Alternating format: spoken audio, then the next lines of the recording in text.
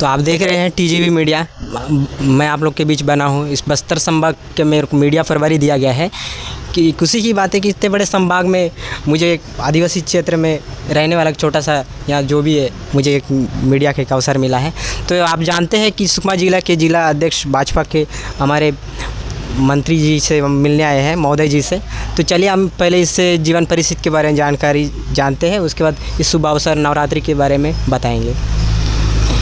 सबसे पहले the golden Bharat news channel और आपको बहुत बहुत धन्यवाद देता हूं, क्योंकि आपने यहां पर आए और मुझे एक इंटरव्यू के रूप में आपस में चर्चा करने का अवसर दिया। और सबसे पहले मैं इस पूरे सुकमा ज़िला वासियों को और छत्तीसगढ़ वासियों को नवरात्रि के शुभ अवसर पर बहुत बहुत बधाई शुभकामनाएं देता हूं, जिनके उज्जवल भविष्य की कामनाएं करता हूं और एक शांति का वातावरण बने, ऐसी आशाओं के साथ हम लोग निरंतर काम कर रहे हैं। मैं एक छोटा सा सबरी नदी के तट पर एक ग्राम झापरा मेरा जो गांव है जहां हम बैठे हैं, और ये एक ऐसा गांव है जो विकास के कोसों दूर था और यहाँ पर ना शिक्षा ना सड़क, किसी भी प्रकार का यहाँ पर कोई आज से 20-25 साल पहले कोई सुविधा नहीं थी। लेकिन निरंतर जब से मैंने भारतीय जनता पार्टी का सदस्यता ग्रहण की 1996 में, सबसे पहले मैं एक जनपद सदस्य के रूप में निर्वाचित हुआ और लगातार 2 बार 2005 तक मैं जनपद सदस्य के रूप में इस क्षेत्र में मेरे को काम करने का अवसर मिला। और उस बीच में मैंने बहुत संघर्ष किया।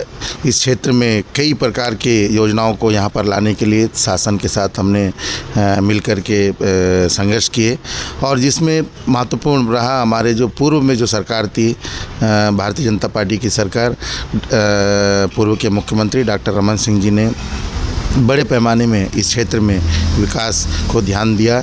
और विशेषकर हमारे जो प्रभारी मंत्री आदरणीय केदार कश्यप जी ने भी और हमारे स्वर्गीय बलिराम कश्यप जी ने भी इस क्षेत्र में विकास के लिए बहुत ही गंभीरतापूर्वक जो है ना ध्यान देते हुए आज जो चकाचौंध लग रहा है हमारा जो क्षेत्र है जी, ये उसी का देन है। और जैसा जैसा बढ़ता गया और संगठन में लंबे समय से मैं काम करते आया हूँ, युवा मोर्चा का मंडल अध्यक्ष रहा, फिर युवा मोर्चा का ज़िले का मंत्री रहा, उसके बाद अविभाजित दंतेवाड़ा ज़िले का युवा मोर्चा का जिला अध्यक्ष 2 बार जिलाध्यक्ष के रूप में काम करने का अवसर मिला, और जनजाति मोर्चा का जिलाध्यक्ष के रूप में अविभाजित दंतेवाड़ा ज़िले में काम करने का अवसर मिला। और उसके बाद धीरे धीरे फिर भाजपा मंडल अध्यक्ष सुकमा का काम करने का अवसर मिला, और उसके बाद भारतीय जनता पार्टी ने प्रदेश में सदस्य बना करके बीजापुर ज़िले का 2 साल तक के सह प्रभारी के रूप में काम करने का अवसर मिला। और आज भारतीय जनता पार्टी ने मुझे इस सुकमा ज़िले में एक छोटे से कार्यकर्ता को, एक किसान परिवार के कार्यकर्ता को पूरे ज़िले का कमान दिया, जिला अध्यक्ष का दायित्व मुझे दिया, और निरंतर लगभग 2 साल पूर्ण होने को है। और भारतीय जनता पार्टी के लिए तन मन धन जितने भी मेरे से हो रहा है पूरा निष्ठावान होकर के मैं जो है भारतीय जनता पार्टी के लिए काम कर रहा हूँ। और इसके साथ साथ बीच में लंबे समय तक मैंने कोऑपरेटिव सेक्टर में चाहे वो जिला सहकारी केंद्रीय बैंक हो, राज्य सहकारी संघ हो, मार्कफेड राज्य सहकारी विपणन संघ हो, और इसमें कई 10 साल काम करने का अवसर मिला, और जिससे लोगों के बीच में जाकर के उनको सेवा करने का अवसर मिला।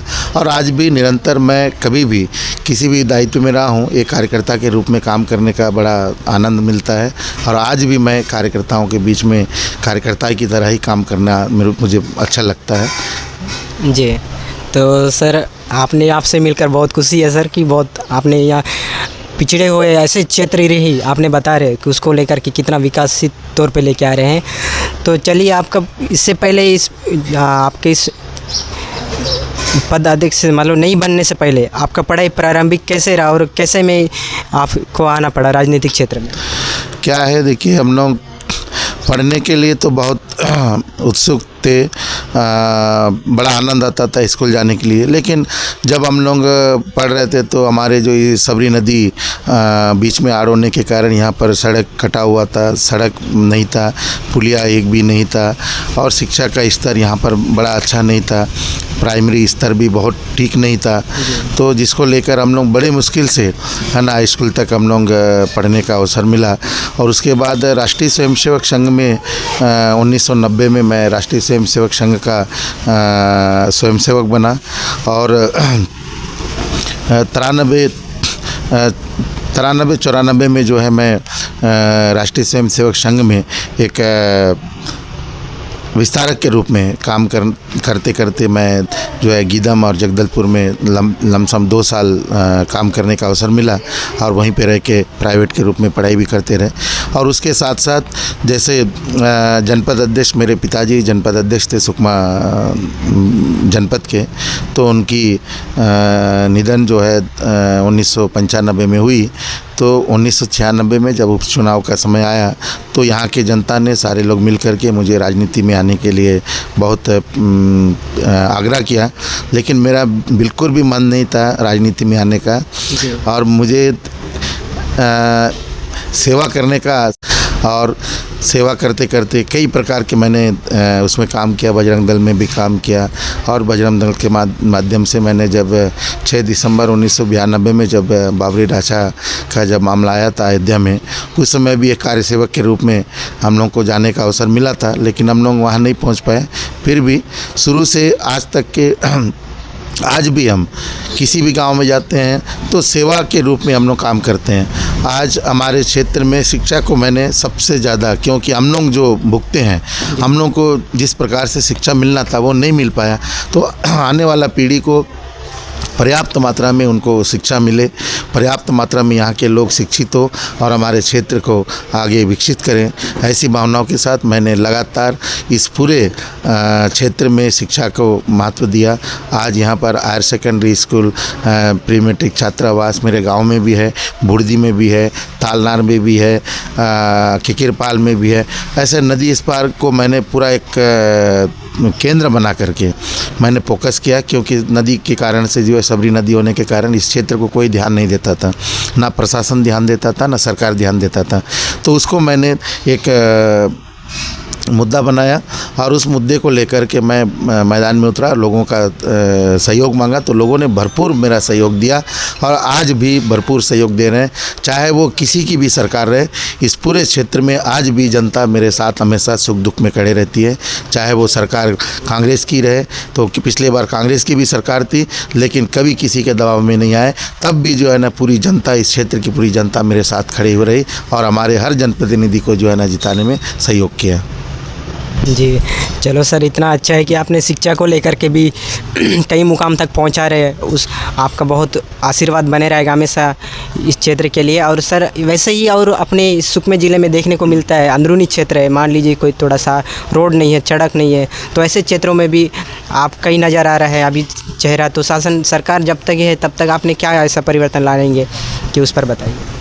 क्या है, कांग्रेस के लंबे समय तक शासन में हमारे पूरे क्षेत्र में कहीं पे विकास कुछ नहीं दिखता था। यहाँ पर पीने की पानी नहीं थी, गांव में सड़क नहीं थी, गांव में बिजली नहीं थी, शिक्षा का कोई व्यवस्था नहीं था, स्वास्थ्य का कोई व्यवस्था नहीं था। तो हमारे जो पूर्व प्रधानमंत्री परम आदरणीय अटल बिहारी वाजपेयी ने छत्तीसगढ़ का निर्माण किया और जैसे छत्तीसगढ़ का निर्माण किया तो हमारे सबरी नदी में पहली बार यहाँ पे जो है ना झापरा में पुलिया बना। और उसके बाद जैसा जैसा आगे बढ़े, ये सुकमा से जो झापरा होकर के जो बुर्दी जाने वाली मात्र एक ऐसा एक रोड है जो प्रधानमंत्री ग्राम सड़क जो सुकमा ज़िले का पहला रोड है, जिसमें स्वर्गीय बलिराम कश्यप जी भूमि पूजन में आए थे। उसके बाद जैसा जैसे समय बढ़ा, प्लेटफॉर्म दिया, यहाँ पे कई प्रकार के व्यवस्थाओं को यहाँ पर गांव-गांव तक पहुँचाने का प्रयास किया, तब जाके हमारे बच्चे आज पढ़ने के लिए हम लोग लगातार हर जगह हम आजकल कार्यक्रमों में जा रहे हैं।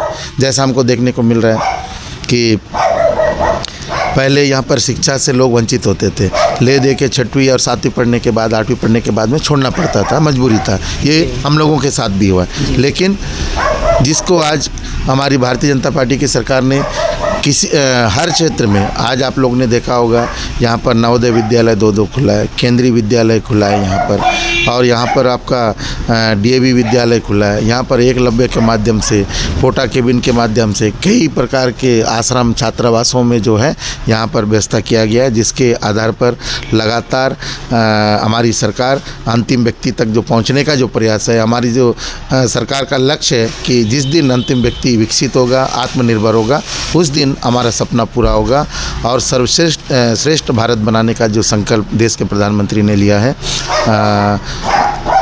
हमारे जो आने वाले 2047 को जो देश की आज़ादी का 100 वर्ष पूरा होने वाला है और विकसित भारत बनाने का संकल्प हमारे देश के मोदी जी ने लिया है, वो संकल्प भी बहुत जल्द पूरा होने वाला है। और इसके लिए हम पूरे गर्व के साथ हम महसूस कर रहे हैं कि ऐसे सरकार का कार्यकर्ता, आज मैं भारतीय जनता पार्टी का एक साधारण सा कार्यकर्ता हूं और एक किसान का बेटा हूं, और मैं खुद किसान भी हूं, और लेकिन पार्टी ने मुझे इस ज़िले का मुखिया के रूप में मुझे एक दायित्व दिया और उसको मैं लगातार रात दिन एक करके जो है ना निर्वहन कर रहा हूं। और मेरे साथ पूरे इस ज़िले के कार्यकर्ता भी मेरे साथ कंधे से कंधे मिला करके अभी सदस्यता अभियान में सब लगे हुए हैं, और हर बूथ में हमारा लक्ष्य है 200 कार्यकर्ता बनाने का, और उस लक्ष्य को पूरा करने के लिए हम लोग बहुत जल्द आने वाले 15 अक्टूबर तक के उस पूरे लक्ष्य को पूरा करेंगे हम लोग। ये रही शिक्षा की बातें, जो कि अभी अपने क्षेत्र की बात बताई है, उस टाइप का ही अन्य क्षेत्रों में जो पड़ी है उसको लेकर के सर ने अभी हर जगहों पे पहुंचे हैं। तो अभी दिख रहे हैं कि नज़र आ रहे हैं कि ज़िला में इनको जिला मुख्य के रूप में अभी नज़र आ रहे हैं कि हर क्षेत्रों में जा कर के विकास बहुत जल्दी ही परिवर्तित लाएंगे।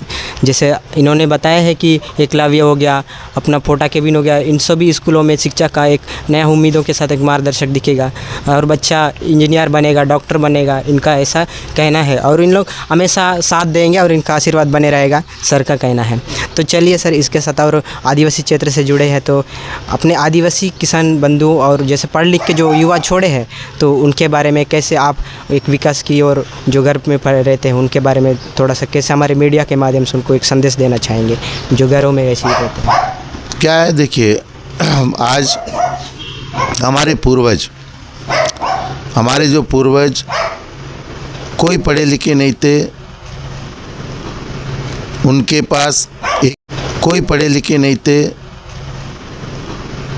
उनके पास एक एक घर में कम से कम 5 से 7, 8, 10, 12 एक माँ बाप के बच्चे होते थे, लेकिन उन्होंने कभी बिना परवाह किए ज़मीन में खेती करते हुए खेती के माध्यम से अपने बच्चों को एक नया परवरिश दिया और उनको आगे बढ़ाया, उनका जीवन यापन करने में एक रास्ता दिखाया। तो आज हमारे युवा लोग को मैं हमेशा इस बात को हर जगह मैं बताता हूँ कि हमारे जो आने वाला पीढ़ी जो युवाओं को, क्योंकि युवाओं का भारत है, युवाओं का छत्तीसगढ़ है और हमारा सुकमा भी युवाओं का सुकमा है, क्योंकि जिस क्षेत्र में जो युवाओं का 100% जो युवाओं का क्षेत्र रहता है, तो वहाँ पर कभी भी कोई कमी नहीं रहती है। तो यहाँ पर हमारे युवा लोग भटकते हैं। उसका भटकने का कारण है हमारे जैसे अंदरूनी क्षेत्र है, नक्सल प्रभावित क्षेत्र है, जहाँ पर कई लंबे समय से, है ना, कई दशकों से नक्सली प्रभावित क्षेत्र में होने के कारण, सड़क नहीं होने के कारण, वहाँ पर शिक्षा नहीं होने के कारण भटके हुए थे। उनको भी हमारी सरकार लगातार एक संदेश दे रहे हैं कि वो आपस में आकर के सरेंडर करें यहाँ पर।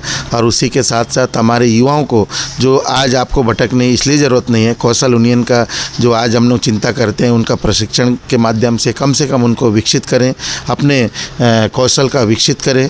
और इस क्षेत्र में युवा लोग को भटकने इसलिए ज़रूरत नहीं है कि हर घर में यहाँ पर खेती भरमार है, और अगर खेती को हम लोग उपजाऊ जो ज़मीन है, आज कई ज़मीन हमारा बंजर जैसा पड़ा है, हम लोग जाके देखते हैं कई क्षेत्रों में तो पूरा ज़मीन उपजाऊ है, लेकिन आज भी बंजर की स्थिति में है।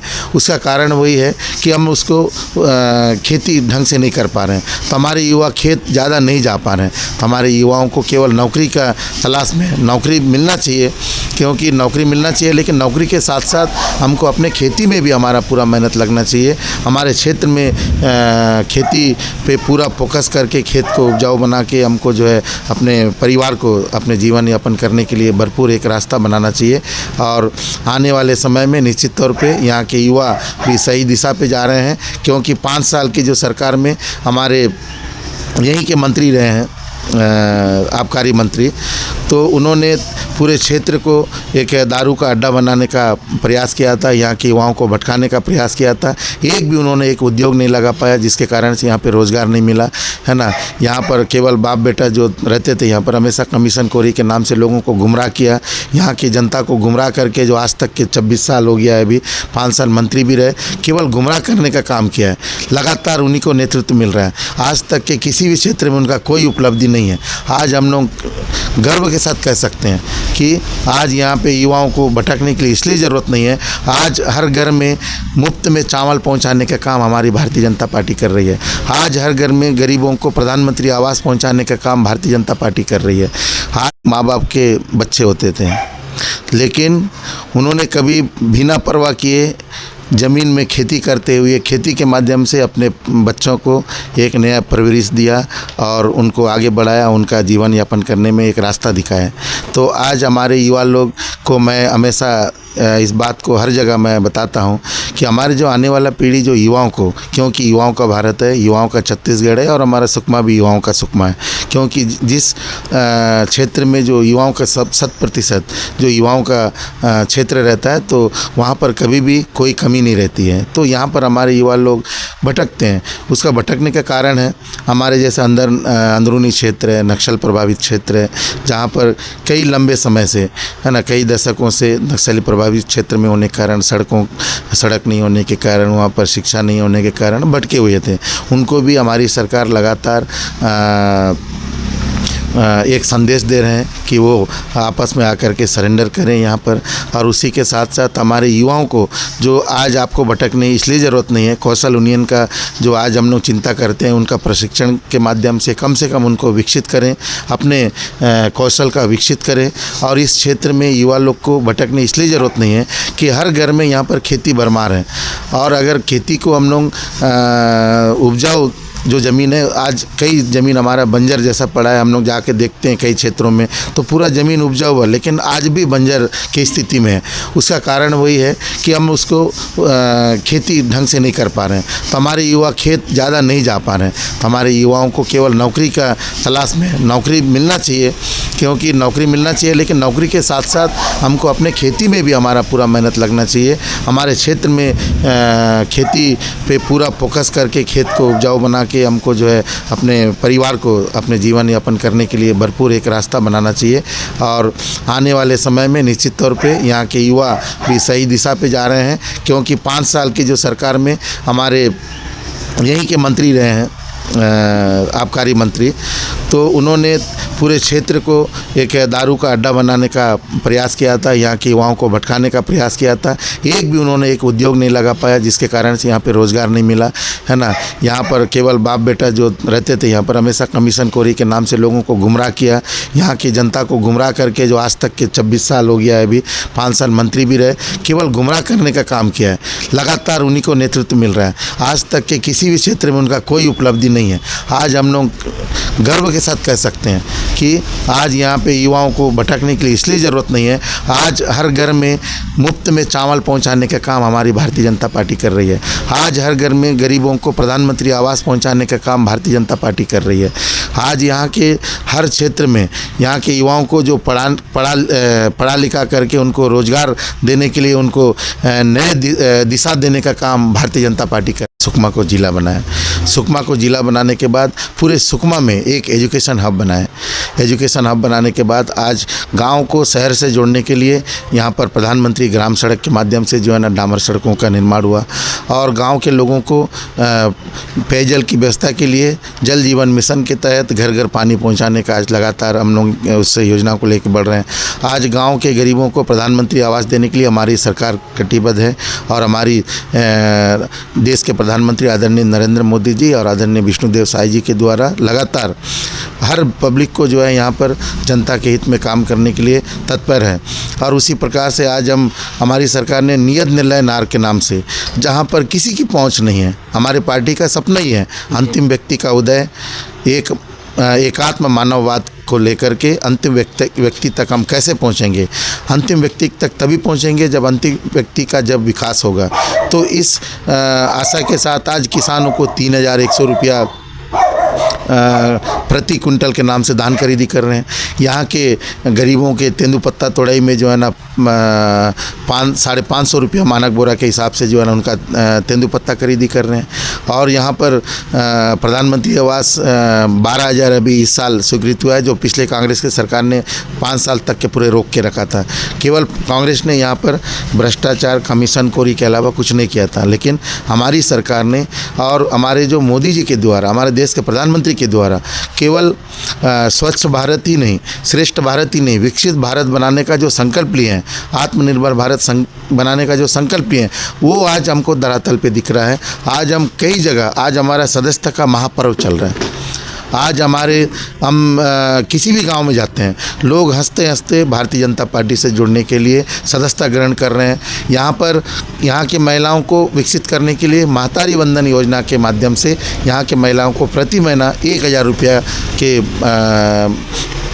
मान से उनके खाते में डायरेक्ट जो है ना प्रति महीना 1,000 रुपया उनके खाते में डाल करके महिलाओं को सम्मान दे रहे हैं।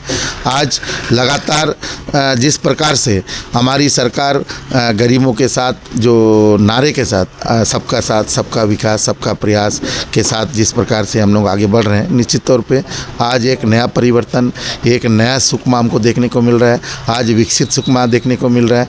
आज से 15 साल पहले हमारे सुकमा ज़िले में एक भी कोई MBBS डॉक्टर नहीं था। मुझे खुशी है, गर्व है कि सुकमा ज़िले का प्रथम MBBS डॉक्टर मेरे गांव से, मेरे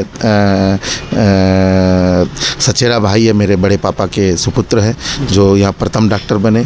और उसके बाद आज पूरे सुकमा में हर साल नए नए मेडिकल कॉलेज में दाखिला हो रहे हैं, जिसके नींव मजबूत होने के कारण आज यहाँ के बच्चे इंजीनियरिंग की पढ़ाई कर रहे हैं। आज यहाँ के बच्चे PSC की तैयारी कर रहे हैं। यहाँ पे अच्छी कोचिंग की जो भी मनसा मेरे पास जो भी समस्या लेकर आते हैं, उनकी समस्या का भी समाधान करने के लिए हमेशा मैं तत्पर रहता हूँ और आगे भी करूँगा। और कभी मैं पीछे नहीं हटूँगा जब तक मैं हूँ। मैं जब तक हूँ, मैं हमेशा बोलता हूँ, मैं अपने युवा पीढ़ियों को भी बोलता हूँ कि आप लोग कुछ ऐसा करो कि लोग हमेशा याद करें, है ना। बाकी तो सब करते हैं, है ना, बाकी तो सब करते हैं, लेकिन कुछ ऐसा काम करें जो समाज के हित में काम करें, समाज को जगाने का काम करें। समाज को जब हम जगाने का काम करेंगे तो निश्चित तौर पे आने वाले समय में जो है, जब समाज जगेगी, क्योंकि हमारा जो अशिक्षा के कारण आज भी हमारा समाज कई प्रतिशत सोया हुआ है ना।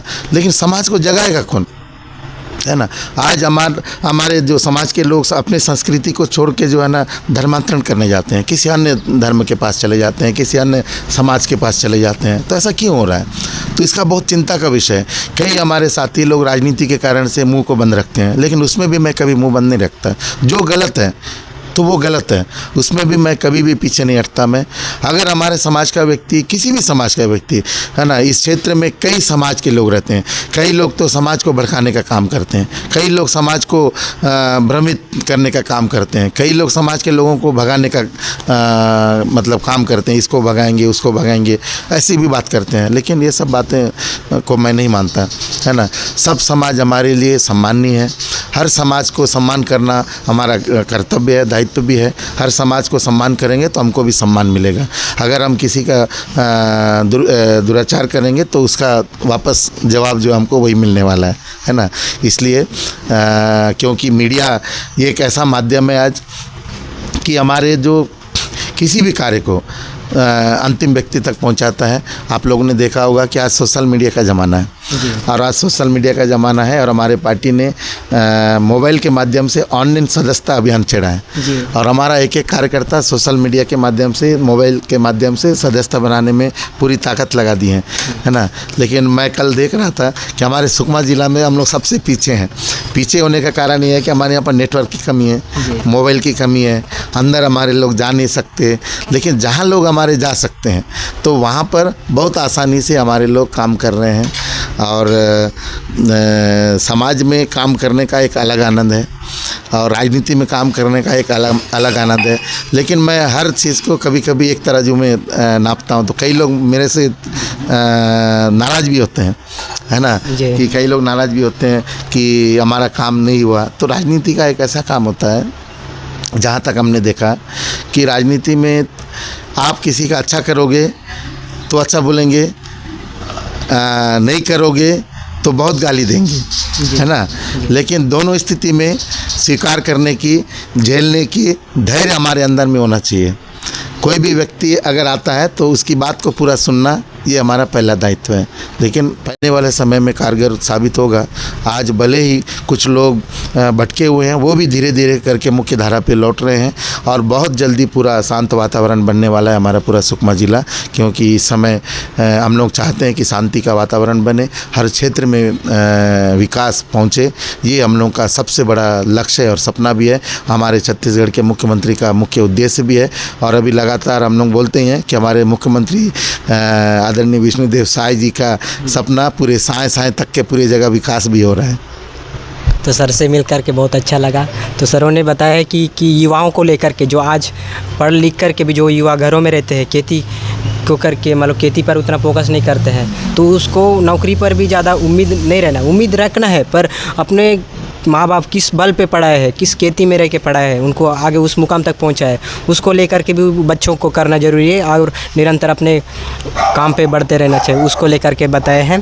तो चलिए सर, एक आपसे फिर पूछते हैं कि आपके इतना अच्छा बोलने का अवसर और ज्ञान, आपके कोई प्रेरणादायक थे होंगे, तो उनके विचार बताइए कि आपने कैसे इतना अच्छा लोगों के बारे में सोचते हैं और किसकी ज्ञान की बातें, मतलब किसके बदौलत से आपको इतना प्रेरणा मिल रहा है, मतलब ज्ञान है क्या है।